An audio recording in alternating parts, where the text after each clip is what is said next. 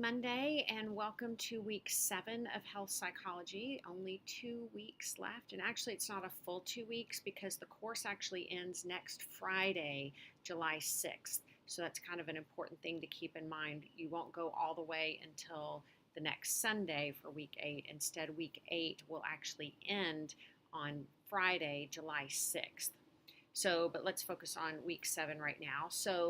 Last week we talked about cardiovascular disease and cancer. And thank you for sharing your experiences, either your personal experiences, your family experiences, or experiences that you have had with other patients or clients as they have been dealing with either cardiovascular disease or cancer.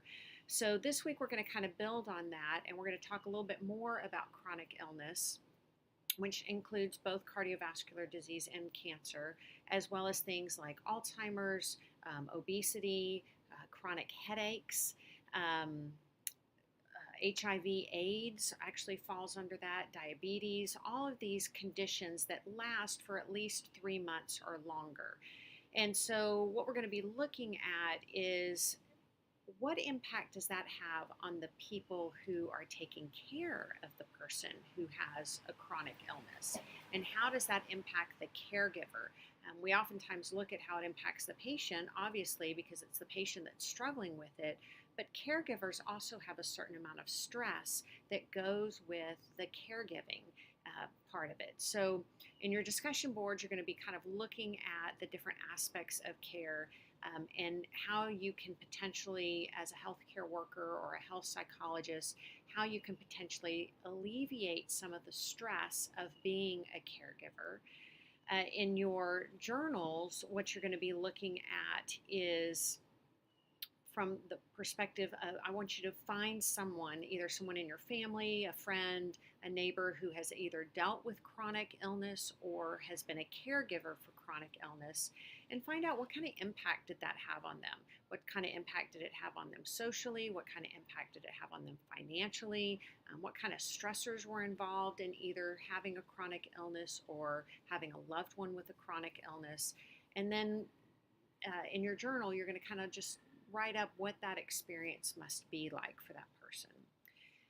The other chapter that we're going to be looking at is chronic pain. So, chronic illness and chronic pain are the theme for this week. And so, really looking at chronic pain is anything that lasts for weeks, months, or even longer. It may be continuous, it may be intermittent, it may be moderate, it may be sporadic. It could be lower back pain, it could be joint pain, it could be headaches, it could be intestinal issues.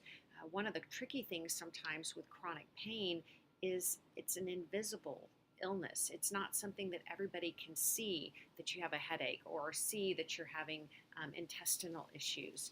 And so, what kind of impact does that have? So, for your discussion boards, you're going to be assessing your pain, and you can use the McGill Pain Questionnaire, which is actually the most popular pain questionnaire that's used.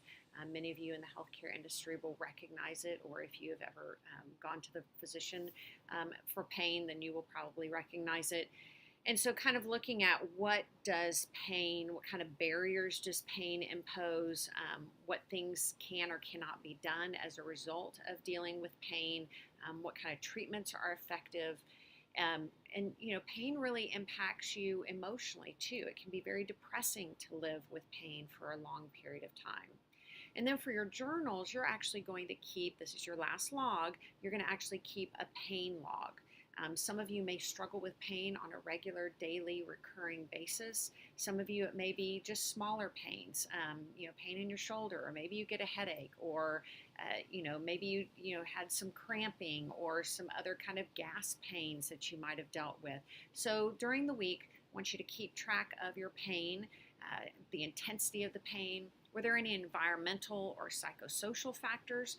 One of the things that's important to realize is pain has a very strong psychological element, which is why, as I mentioned earlier, depression can have a big impact on our perception of pain.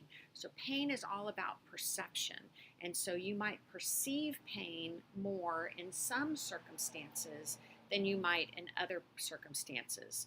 So you're going to keep track of your pain and then write what that experience is like. So as always, keep up with your MindTap activities and the quizzes that are going with that. I've been keeping up and monitoring y'all online. It looks like everybody's keeping up with everything. Y'all are doing a great job with your discussion boards and your journal entries. So we only have 2 more weeks left. So hang in there. Great job. And let me know if you have any questions. Have a great day.